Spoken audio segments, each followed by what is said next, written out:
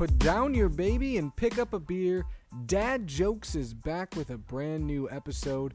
I'm Jerry, joined here by Brandon, and you're listening to the podcast of two dads going through the journey of fatherhood while you all get to listen or laugh at us as we do it. So, Brandon, what has been going on, my friend? It's been kind of an eventful couple weeks for us. What's the word that you would use to describe the Banks household right now? Survival of the sleepiest. Well, I'm wearing a shirt that says sleep deprived, so I feel your pain. It seems like that is a common theme if you talk to parents anywhere. Most conversations center around food, sleep, and bathroom stuff. Those are pretty much the three hot topics.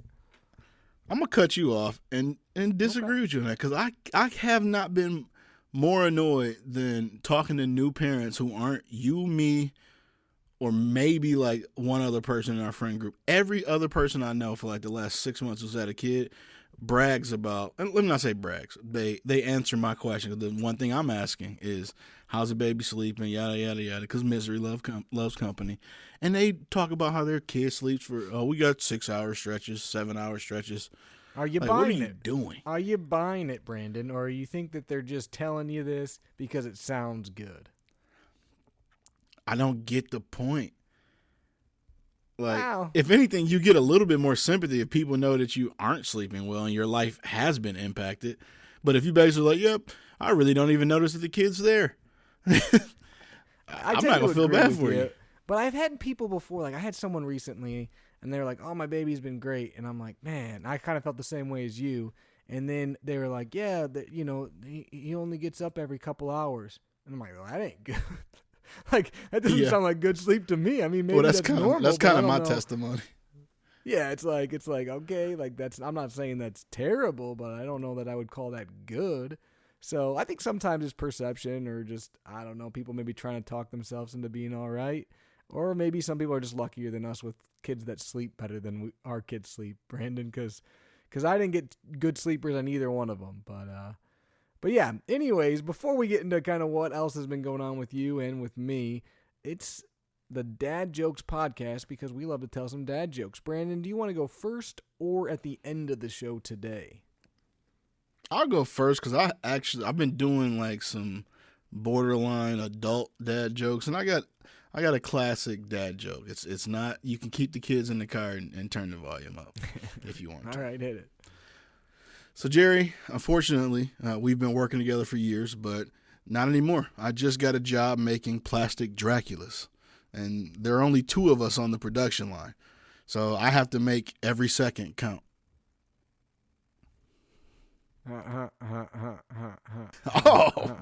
Oh, man. You know what I thought you might like? I thought you might like that, because they call you Count Dracula at work sometimes. I thought of the Count from the Muppets. He drives me nuts. The Count from Sesame Street? Two, yeah. One, two. Yeah, exactly. Have you ever seen the we should get Bryce doing old school YouTube video where they like bleep out when he's counting? It's pretty funny. It make it seem like he's swearing all the time. It's pretty entertaining. It's pretty funny. Not as funny as my dad joke though. I guess. So, Brandon, what else has been going on in the Banks household as you guys are in survival mode, settling into life as parents of 2? So part of the survival mode, is not because KJ is like a jerk or like overly cry. He's just like he eats a lot. Like, he's feeding a lot, and that has resulted in kind of what you said earlier. Is every couple hours he's still waking up to feed, or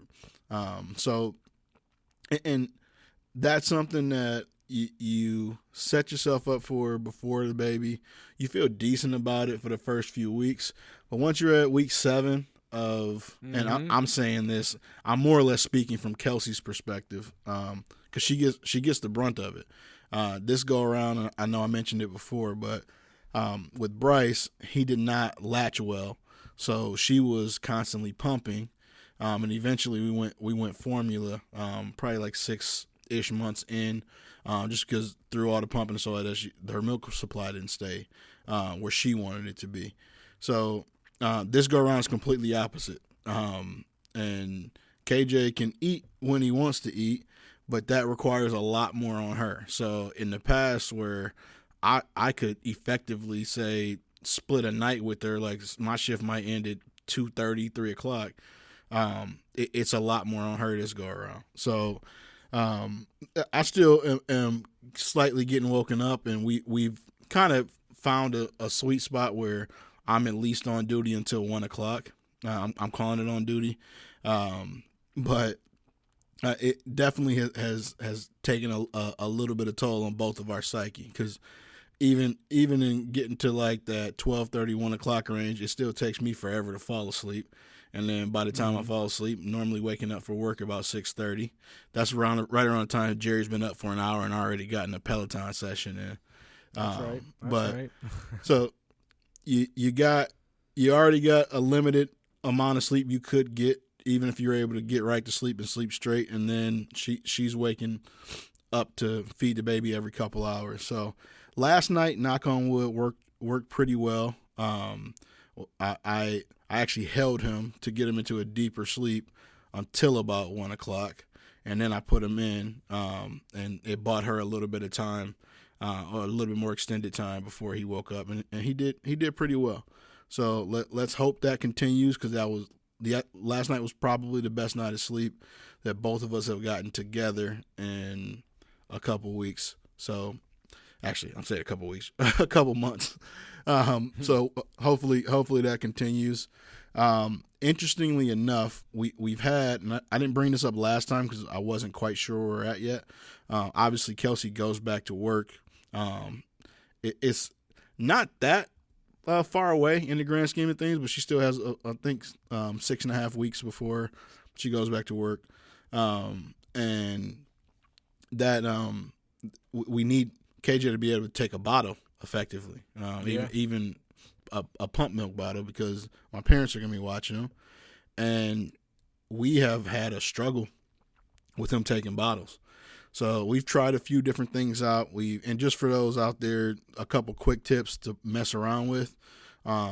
If your baby is breastfed, you have different options for like bottles that will potentially better simulate like mom's breasts, or for the baby. The other thing to worry about is you almost don't want the bottle to be too great, for lack of a better way to put it, because you don't want them to prefer the bottle over mom, but you don't want them to not take the bottle either. So it's kind of finding a happy medium.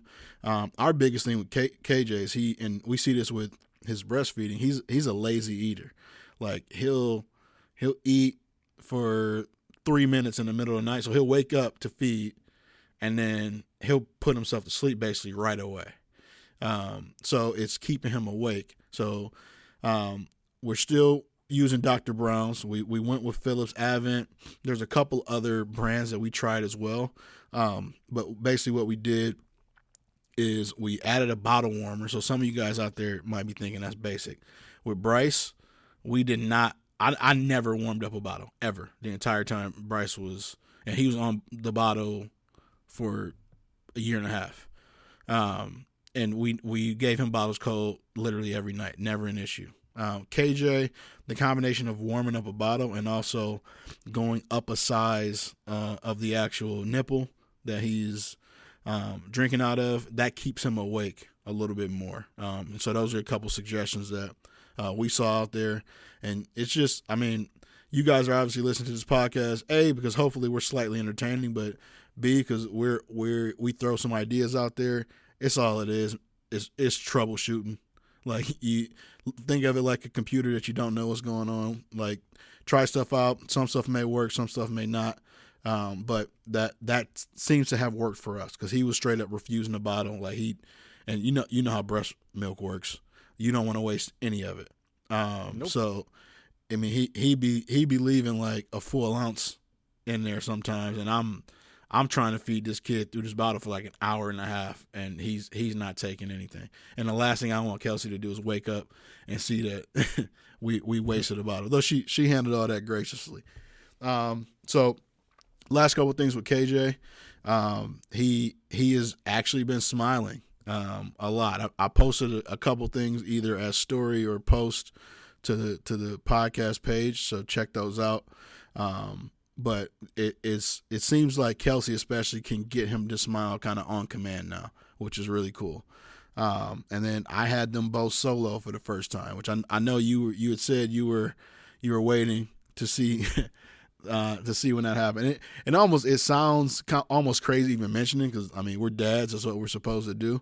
But it definitely is something that you wonder how it's going to go with mom not there that first time. But I thought it was important for Kelsey to get out of the house, be able to have some alone time. So she went out, and I had KJ with me, and we had a perfectly fine time. I've been wearing him way more than I did with Bryce.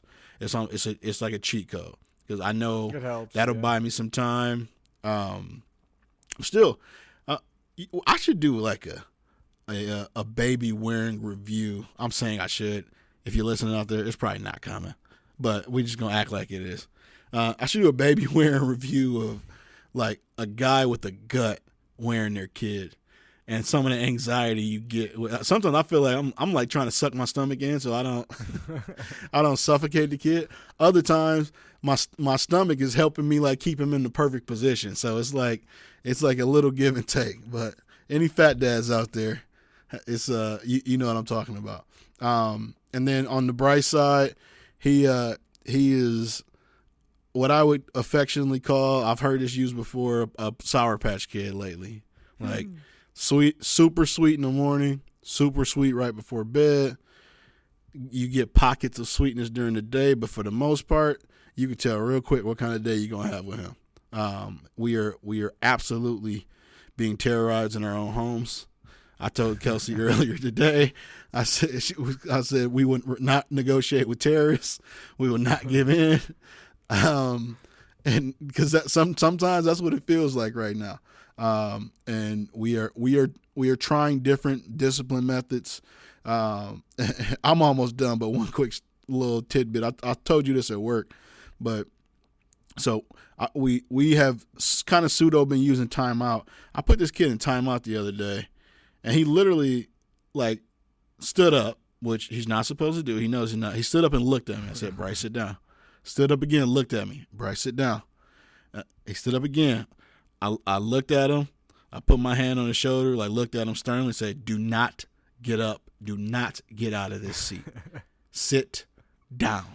And if you ever hear him, and later on he does stuff like he'll go sit on like the same stool that you got him on. He'll say, "Sit down," like he mocking you. But in this case, what he decided to do in his infinite wisdom is, this is his chair, so it's like a little chair. So he stands up, but keeps his chair on his butt. So he lifts the chair up with him while he stands up and just looks at me and says, "Sit down." It's like, it's hilarious.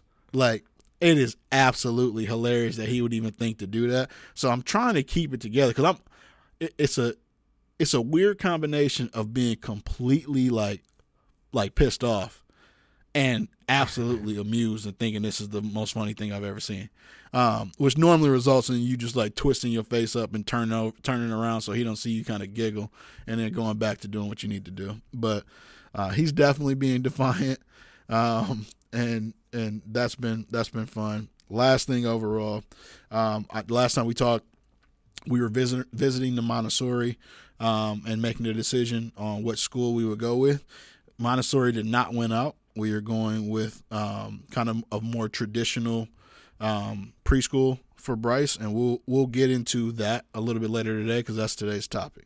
So I told myself I didn't have a ton of updates, but I feel like I've been talking for like 10 minutes. What you guys been up to? No, that's good. That's a lot of good stuff, and it's funny, Brandon, that because now you're experiencing it, doing this podcast. It makes sense, but adding another kid adds a lot of what's been going on, because even if it's half the stuff for each, it's the same amount of time. So two kids can a lot can happen in a short amount of time, and we've had a lot happen. I'll start with Avery today, and for those of you who haven't listened before, Avery is my youngest. She's 10 months old, and Avery crawled finally. Brandon, I showed you a video at work today. And she was getting it, baby. I think I've told you this before. I don't know if I've said it on the podcast. Our nickname that I came up with for her is I call her my little tornado. She is a tornado. She's confined to where she's at, and she will destroy whatever is in front of her. But even the way she moved until now was like a tornado. She would get where she wanted to go, but it wasn't in a straight line. It wasn't conventional, but she somehow would like James Bond, Jason Bourne her way all over the floor to where she needed to get to. And she did some crazy moves, I swear. She does this move where she like rolls onto like one knee and like stands with like one leg stretched out and on one knee and like looks at you. And I'm like, I don't know what that move is.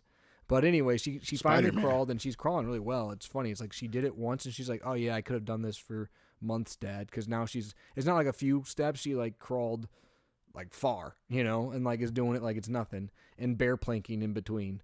And doing, like, downward dog, she's doing, like, yoga moves in between crawling, but she's crawling. The good news is she has been sleeping, knock on wood, very well for her. But the trade-off is she has been no Sour Patch Kid, just Sour Kid during the day. She's in the middle of a leap. She's got some teeth coming in. She was sick. I don't know what you want to call it, a combination or whatever it is, but she has just been angry and trying our patience during the day. Very, very clingy, wants to be held. Even when she's held, she's upset. She's kind of been a whiny kid lately. We had one really good day this past Sunday. We thought maybe we were over it, but not so much. You actually FaceTimed us tonight, and you could hear her in the background. That's just kind of how she is permanently now. She just likes to cry all the time during the day, but she's sleeping well, so I'll take it. I guess there's worse things in life. But she's 10 months. This is kind of, you remember, Brandon, with Bryce. It seems like 10 months is when they start to like transition a little bit from just straight baby to, okay, they're starting to get to toddler. They're moving around better. They're saying a little bit more. They're able to communicate in different ways. So it's kind of, I'm getting excited for that. As soon as she stops being so cranky, I'll be really excited for that. But she's doing good. Peyton has been pretty good lately. She definitely has some of those terrible 2 stuff going on, but mostly she's been pretty good lately. We've been doing a little bit of potty training, not like fully committed, but trying to talk to her about that. She shows interest, but this kid, Brandon, she's like Bryce with the chair. She's smart, and what Mom started doing, because she would sometimes complain about sitting on the potty when she said she had to go poop, is Mom would play a little video on her phone of Daniel Tiger and the potty training episode, and she liked it. So what she started doing, I noticed, is she would say, Dad, I have to go potty. But really what she wanted was to watch Daniel Tiger. And I'm like, you don't have to go potty. And so I was like, we'll watch it after you go. I don't blame her. And she'd be like, oh, I don't have to go. So yeah, clever kid, but not helping out with the potty training as much. So we just need to commit more on that. I don't really blame her so much. But she's definitely at the stage, Brandon, where she's like associating things and figuring things out that aren't like being taught to her. She's just taking them out of context, which is awesome to see. It's fun. She heard "Shake It Off" by Taylor Swift randomly, and now she's obsessed with the song, which is funny. So she'll ask Google to play "Shake It Off," which is kind of funny. I turned off every Google mic in my entire house. Yeah, she loves it. She also we're done. Yeah. She's funny when she yells at Google too. She's like, Google now, and everything's like she'll like say, Google do this, or like, Dad, Bluey on TV, like things like that, and everything's like to do something. Dad, socks on me, like she wants to put the socks on me to put socks on. That's how she like talks. It's funny, but like weird things. Like the other day, she kept calling things Max, and I'm like, why is she saying Max? And finally, I figured it out. The horse from Tangled, or Rapunzel, his name is Max, and she was calling other like horses Max, and I finally figured it out. And so like I'm like, oh, that's Max. But again, like she just kind of started doing that, and I didn't even remember that the horse's name was Max. So that's kind of cool. Another thing is Macy took him to the zoo, and she had him in the wagon. They did really well.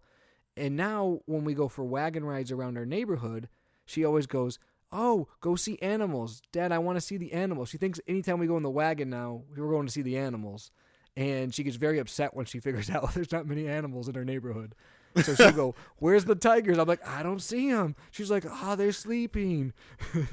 It's like, You got to collaborate like, with I like don't the know other where they're parents at. and just have exhibits of Yeah. animals out there. Well, Maisie started like pointing out like birds and stuff. Like, look, hon, there's a bird. Like, she don't care about no dumb bird. But like, there's no animals. So, no, she's been really cool, learning tons of stuff. The bad thing is, yesterday I got home and she had 103 temp, and she still has a fever today. So that's never fun. I feel bad for her. I'm hoping it's just some virus thing. We give her a little bit of like Tylenol, and after that she seems to do a little bit better. But the fever still got a break. So she's definitely not been herself. So the last couple of days have been a little rough with her, but it's definitely sickness related. And then the last thing, Brandon, I'll kind of go over is oh no, actually, well, one more story. So like another thing that she kind of associated with, she has like one of those kitchen sets, and she like now will like she'll like fake cook food like dinner, and she'll go, Dad, I made you dinner, or I'm making Grandpa a burger, or what, you know what I mean? She's like associated like cooking food like we do for people and wants to do it, so that's super cute.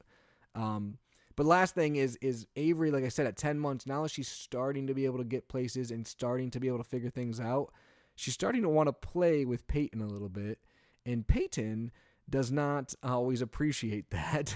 So that has been fun. Today, Peyton was coloring on like a little table she has. Avery came over and started grabbing the pages and the crayons, and it was really funny because at first I'm like, oh great, Peyton's gonna freak out or like smack her or something. But instead she literally like stands up, runs over, grabs like the paper out of Avery's hand and is like, no, and like talking to her like she's she's the parent, and then Avery just kept like looking at her like, what? And then she'd go grab something else, and then Peyton go back and be like, no, and then grab the crayon from her.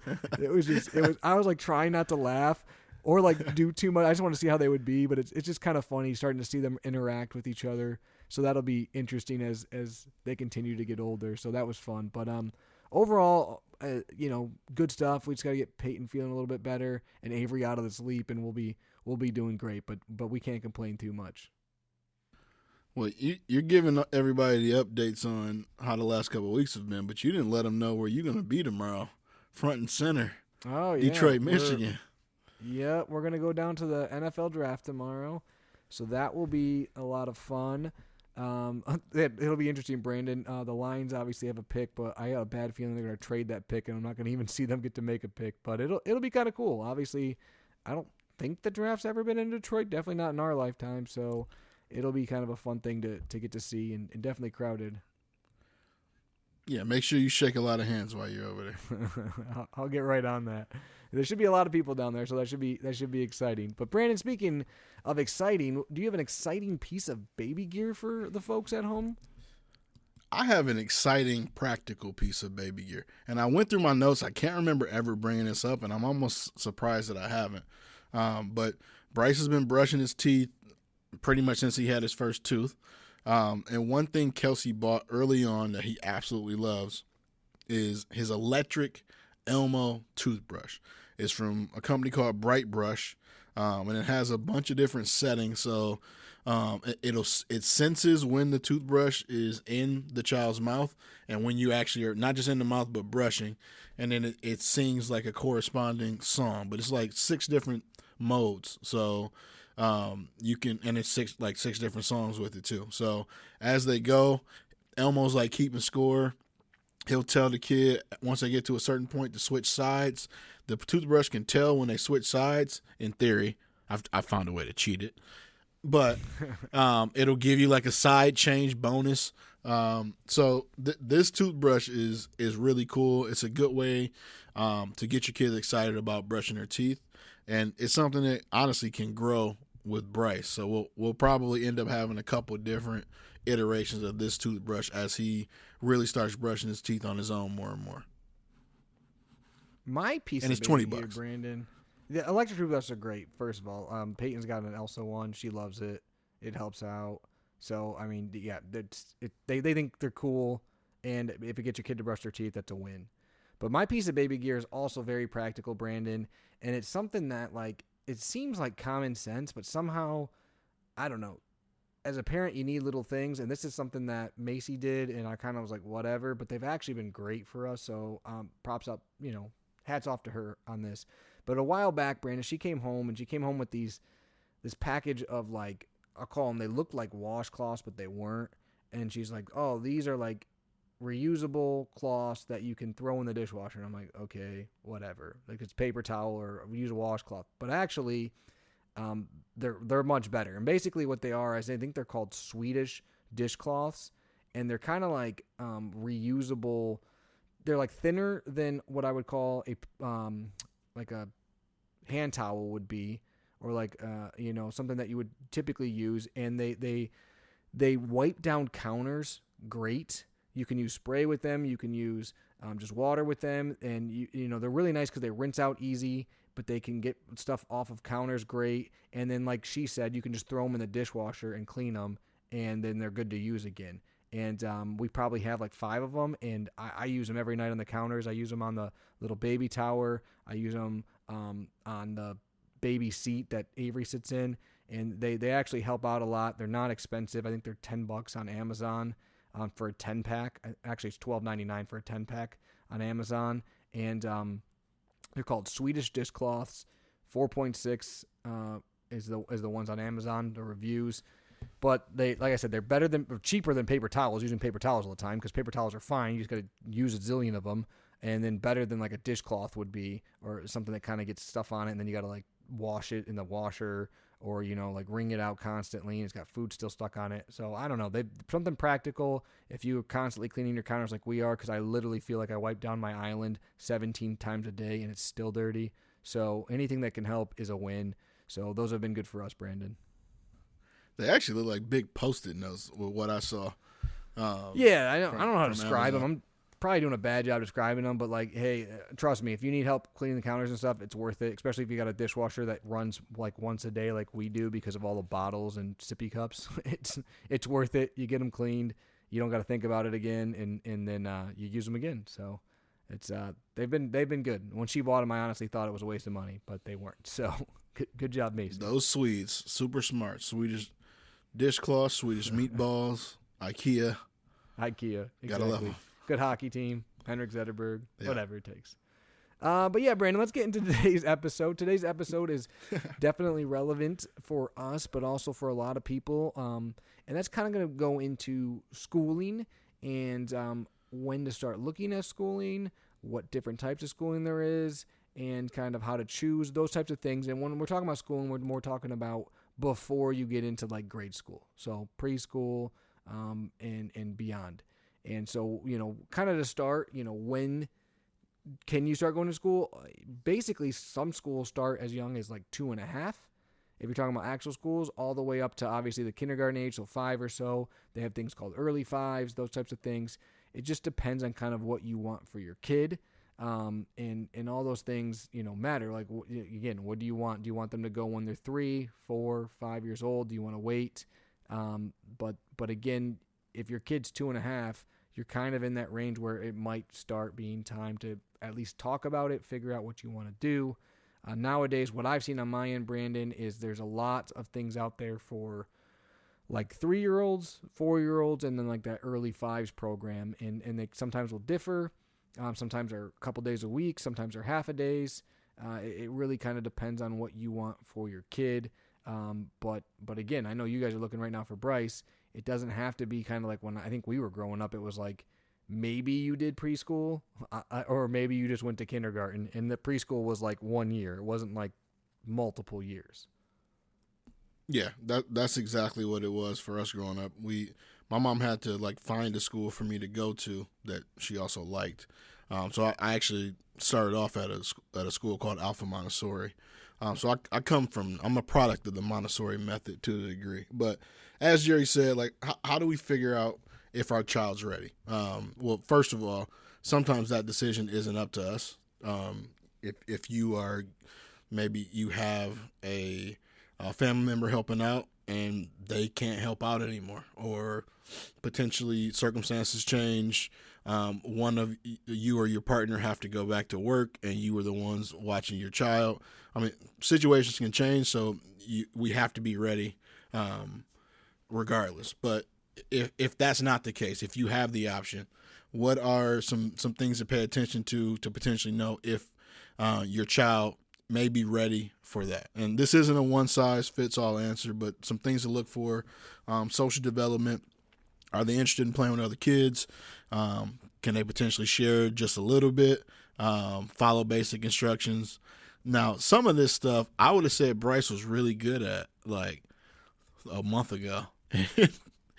Some of it now I'm like, yeah, maybe he's regressing a little bit, especially the following basic instructions. That's more or less when he feels like it. So it might be a good thing to get a different voice involved in that as well. Learning curiosity. Do they want to explore, ask questions, try new things? Those are signs as well. Independence. How can they handle separation? And I'm using these as like kind of broad like descriptors. I almost look at this as either way a positive. So if maybe they have some separation anxiety issues, that it may be good to get them involved. If they don't have separation anxiety issues, then you probably don't have to worry about it as much and still obviously send them to school. One thing that was interesting with the Montessori that we visited, they have an entire process for how you drop your kids off. Parents at drop off, the rule is they do not go to the back with the kid. There is a line basically on the floor that parents don't go past. And you drop your kid off. They advise you to make it super quick. Do the same thing every time. One interesting thing, as we were getting a tour, that the instructor was telling us, she was like, first 2 weeks, most kids are just super excited. You may have a couple tears. Really, that happens like the second day. First day, it isn't as bad as you might think it is. It might be parents more than anything else. Second day is not great. I can guarantee that 90% of the new kids are going to cry, which is something to look forward to, I guess. That's going to suck. But it's like I don't even plan on getting to know your kid, the real version of your kid, until they're at least 2 weeks in. That's when they get comfortable. And then after they're here for 2 weeks, that's when we really start getting an idea who they are. So overall, those are ideas as far as when they're ready. Remember, if they tick a few of those boxes, a full day program isn't always necessary. You can do half days as well, and that's an option that we elected for the fall with Bryce. Yeah, and so kind of, those are things you can look at for your kids, but kind of like things related to you as the parent, or some questions that you might want to look at when deciding when to enroll them, or what kind of school you want to get them into. One thing about your time in school and your spouse's time in school. What did you like? What did you not like? What was good? What was bad? Would you wish it was different? Identifying goals for your children. Like, what is your goal? Like you said, is your goal to socialize them more? Is your goal to have them learn some things because you feel like they're behind? Is your goal to, discipline? Do you struggle with that? Is there certain things that you want to accomplish that will help you maybe choose what school to go to? And then, as far as environments, what environment are you okay leaving your child in? Do you not want a certain amount of kids? Do you want them to be a bunch of kids? Do you want certain types of teachers or not other types of teachers? So, the environment's super important. And then, obviously I think it comes down to, once you do some research of schools online and talk to people about it, it's visiting the school itself, like you guys did. You going, seeing if you're comfortable there, seeing if your kid's comfortable there, talking to people, seeing how it makes you feel. Like you guys went to the Montessori school near you. Kelsey didn't like it. She wasn't comfortable. I think that's a good thing. Like she knew, like, this is not what I want. That's you want that, or you want the opposite, right? You don't want to kind of be like in between, like, I don't know. You'd rather know like yes or no. So visiting can definitely give you that. It's almost like visiting at college, right, Brandon? You knew it was for you or it wasn't for you. So definitely going to school can be key as well. Yeah, and I think it's important from a parent perspective to identify I'd almost rank them. So what are as dad, what's my top two goals? As mom, what's my top two goals? See where you guys are, and if you are agreeing. Our big thing with Bryce, especially considering that he has been with his grandparents and family members for the majority of his days, is more socialization with kids his age. Even more, we put more of an emphasis on that than learning right now. Obviously, we know that's going to come with the territory. But that's something that, and this is not to downplay the Montessori that we went to, but that was one of that was my main reason for Bryce going to school at this point. And that was something Kelsey reminded me of, because there were elements of the Montessori, and I'm a proponent of the Montessori method. It worked for me. It was funny, actually, as we're walking through the Montessori. I'm like, stuff is coming back to me that I hadn't remembered from a process standpoint in years and years and years. Like, but I absolutely remember kind of the groundwork that was laid. And from an education standpoint, I personally think that would have laid the right foundation for Bryce for probably 10 years from now, from an education standpoint. But part of that is you need to be in it for a couple years. It isn't like you jump in for one, in my opinion. You don't jump in for necessarily 1 year with that. They all kind of stack on each other, and I look at it more as a 2 or 3 year program to get your kid ready. But one of the first things she mentioned is, where's the color? Like, there was a lot of like monochromatic, and this isn't all Montessori, just for the record. If you're interested, like, check your own out. I remember a bunch of color in mine growing up, for what it's worth. But there wasn't a ton of like vibrant color. It didn't seem overly fun. I think like I was in there, I was eating it all up. They were speaking to me like I was hook, line, and sinker. I would have signed on the dotted line probably on the spot. And it was more or less, I'm thinking about my child like 10 years from now, if that makes sense. Mm-hmm. When really, when we, and I kind of lost sight from a process standpoint of what we talked about. It's, hey, right now we want him to have a pretty good time. It's half a day, learn a little bit, but get around other kids and like be developed socially. And at the end of the day, I loved the other school that we visited, that we ultimately decided to go to. I loved it as well.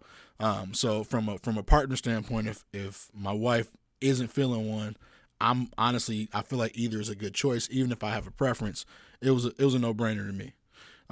But the main thing there was falling back on what we said we cared about in the beginning, and that's the social aspect, really setting something up where he can have a good time, learn a little bit, and we felt like that was better suited there, to kind of back up what you're saying. Yeah, no, I think, like you said, I think you both got to be on the same page, and you both got to feel comfortable if you're leaving your kids somewhere. Brandon, one thing I came across in our research is, and I did not know almost any of these, so, take it for what it's worth, but I guess there's 7 different popular types of preschool. So I'm going to go over those just briefly, do your own research, but just so you know, there's some different types of preschooling, because again, this isn't like state regulated or anything, like to the fact that like public schools or anything like that once you get into grade school. But the 7 different types, the first one's Montessori. You talked a little bit about that, but basically teachers and group leaders gently guide student-driven learning activities in Montessori classrooms. It's more structure. Students choose which activities and speak to the interests of the kids individually. It's believed to promote independence, accountability, and a natural passion for education. The second one, and I'm going to say this wrong, it's called Reggio Emilia, which is like a holistic You said approach. It right. Okay, cool. And the school student-driven style focuses on the freedom to express and explore ideas using movements, active listening, and hands-on activities. Collaborative classroom activities foster relationships with others and the world around them. Then there's the Waldorf method, which is a curriculum that lays the foundation of lifelong learning for the inquisitive child. Activities focus on building trust for the role of the educator with the use of mindfulness practice, artistic activities, and warm and healthy classroom environment. The next one's the high scope, it bases its curriculum on a series of key development indicators to design and encourage an encouraging classroom for every student. These indicators guide teachers in choosing activities and projects appropriate for every age, and they help teachers understand and interpret young students' needs and questions to best guide their learning. So very much based on those indicators.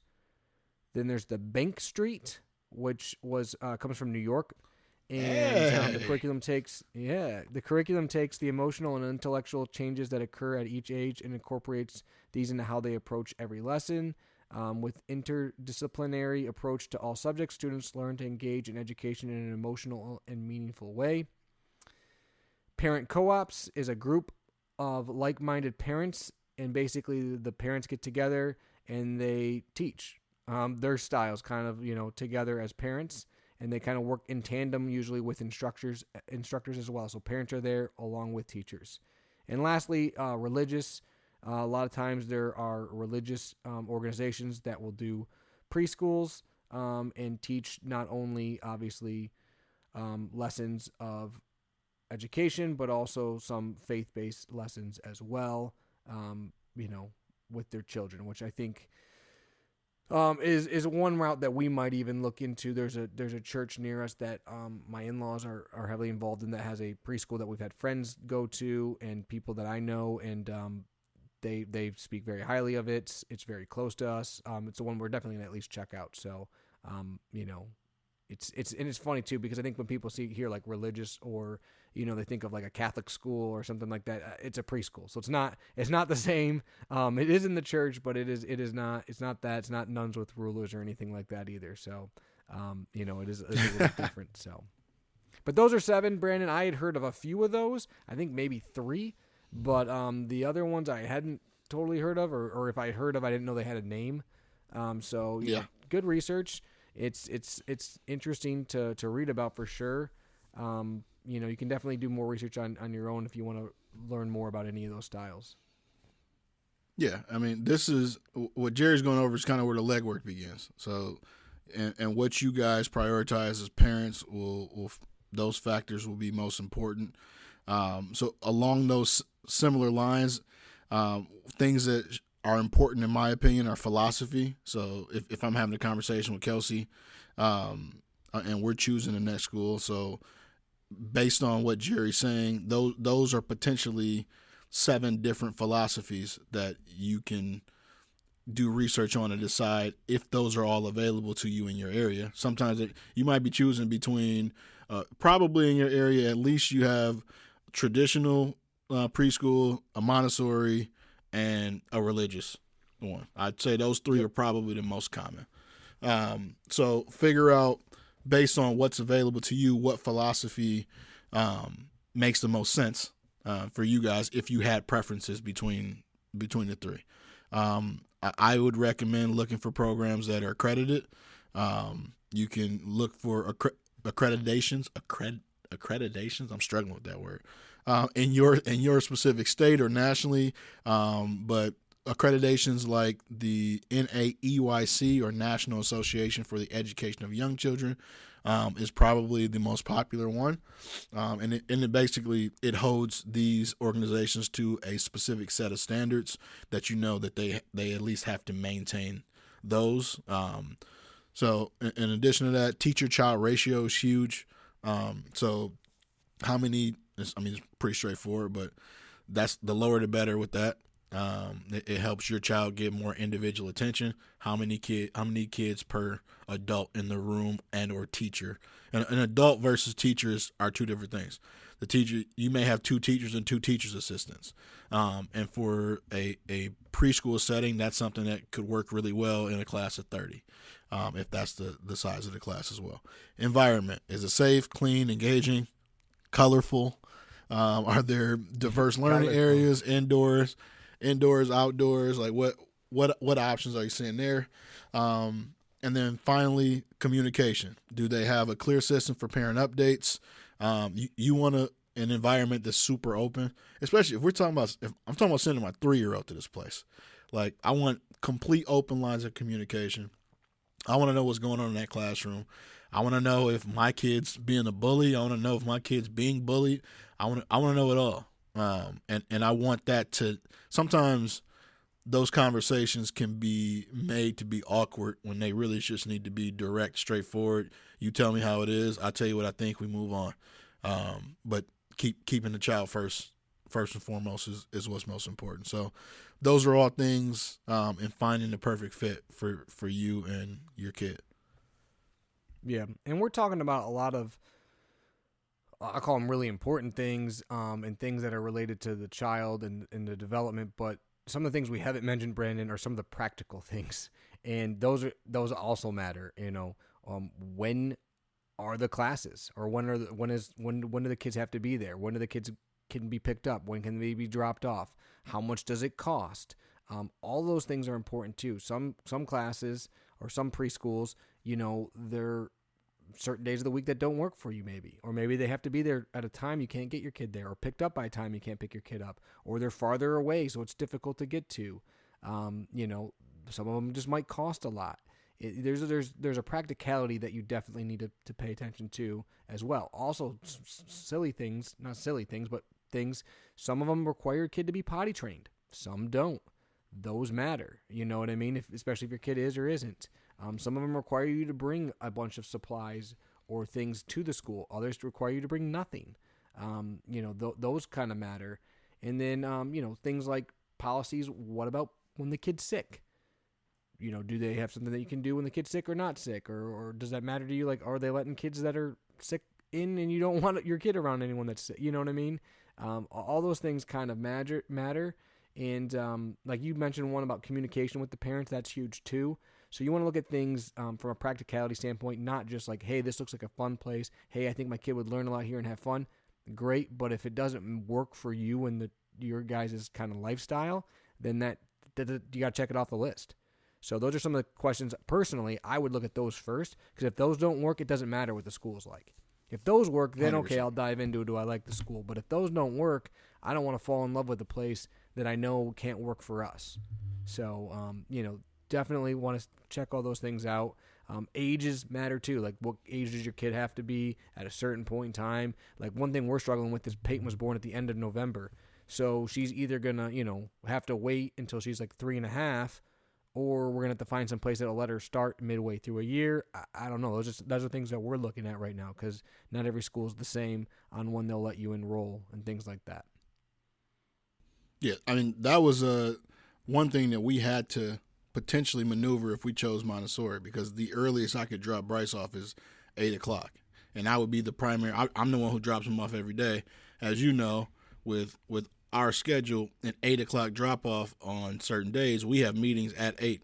That wouldn't. Now, sometimes I'm coming in at 8:02 anyway, but I definitely wouldn't get to work on time if I definitely wouldn't get to work on time if I'm starting at 8 o'clock drop off every day anyway. So as Jerry mentioned, those are things that are super important. And then my last kind of thing to bring up is beyond preschool. Say this isn't the option that you're considering.